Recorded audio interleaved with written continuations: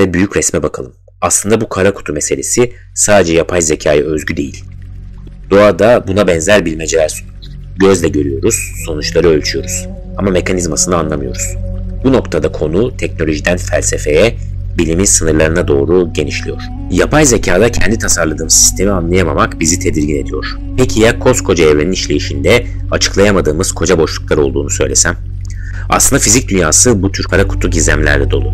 Üstelik bunlar insan yapımı değil, doğanın bizzat kendisi.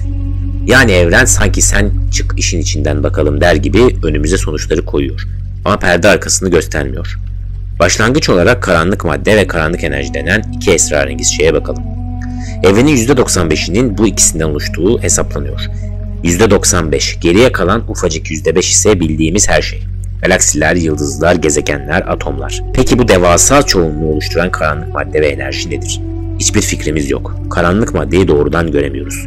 Çünkü ışıkla etkileşmiyor. Ama yerçekimindeki etkisinden orada olduğunu anlıyoruz. Galaksileri bir arada tutan görünmez bir tutkal adeta. Karanlık enerji ise daha da garip. Evrenin genişlemesini gitgide hızlandıran bir tür kozmik itici güç. Uzay sanki boşluğun içinde şişen balon gibi ivmeyle genişliyor.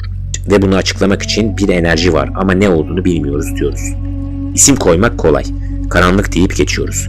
Ama kabul edelim bu evrenin %95'inin mekanizmasına dair kocaman bir soru işareti demek. Görüyoruz, etkilerini ölçüyoruz. Lakin perde arkasında ne var bilmiyoruz. Sonra kara delikler var. Bunların varlığından eminiz. Hatta fotoğraflarını bile çektik.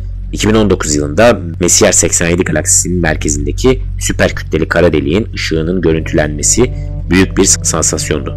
Bu başarı insanlığın evrene bakışında bir dönüm noktasıydı.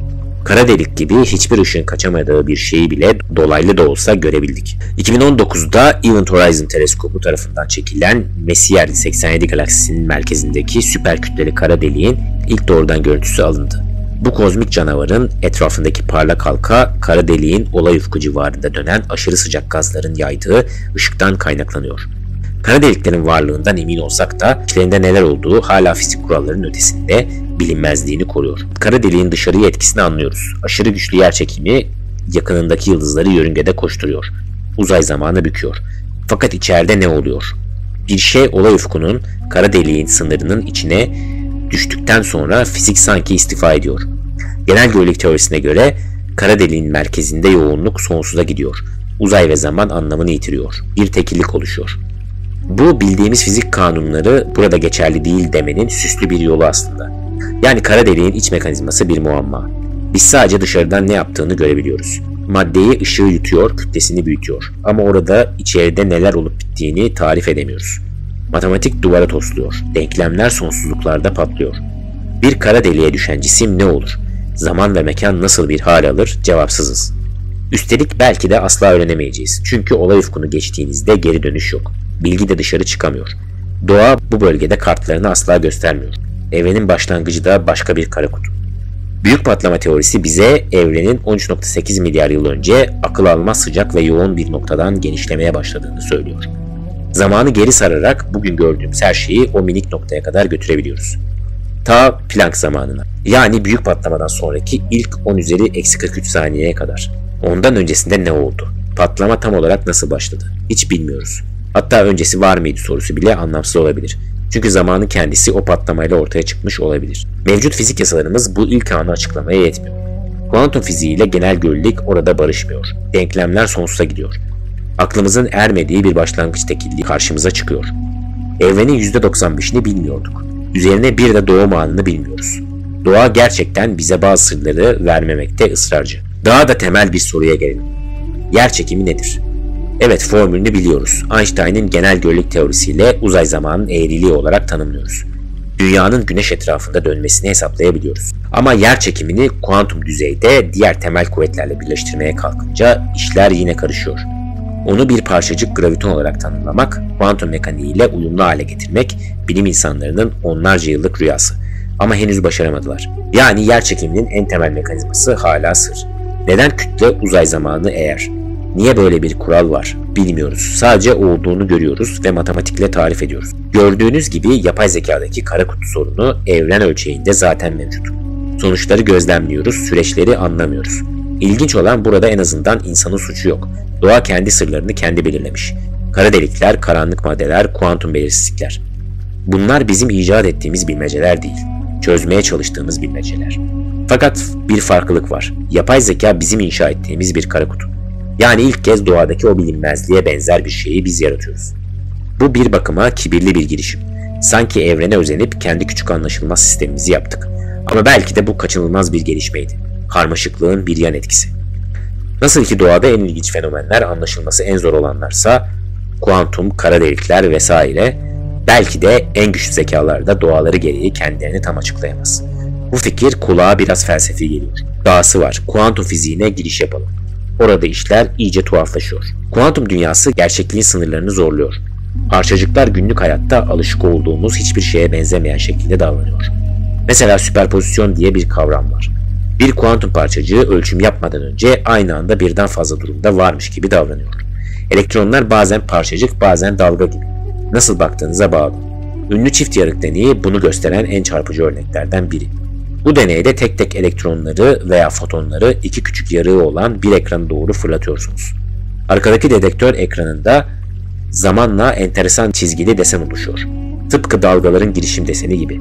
Yani elektronlar sanki bir dalga gibi iki yarıktan aynı anda geçmiş ve birbirleriyle girişim yapmış gibi görünüyor. Bir elektron nasıl iki yerden birden geçer diye soracak oluyorsunuz. Kuantum mekaniği diyor ki geçti demiyoruz. Geçebileceği tüm olasılıkları aynı anda yaşadı. Ancak siz hangi yarıktan geçtiğine bir bakayım deyip dedektör koyarsanız büyü bozuluyor. Elektron tek bir yarıktan geçmiş gibi davranıyor ve girişim desenini göremiyorsunuz.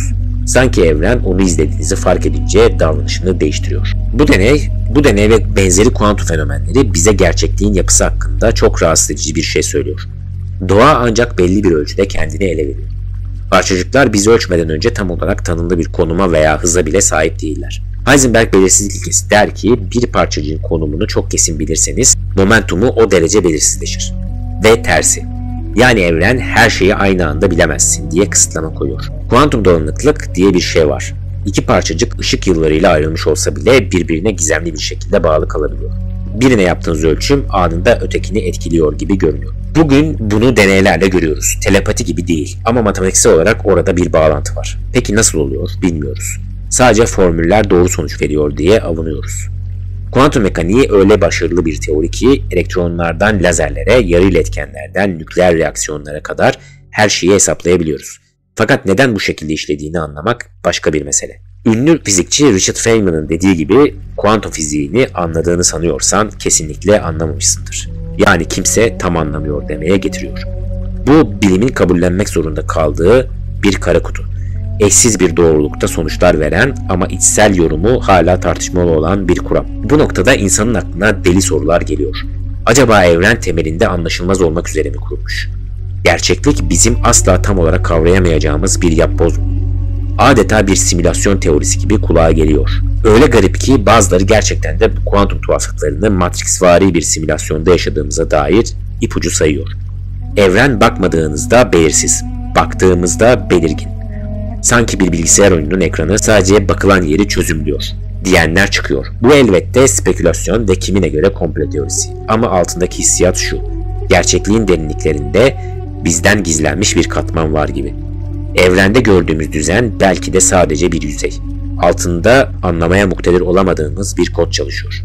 Tüm bu fizik önerilerinde bir ortak nokta var. İşleyişi bilinmeyen sistem.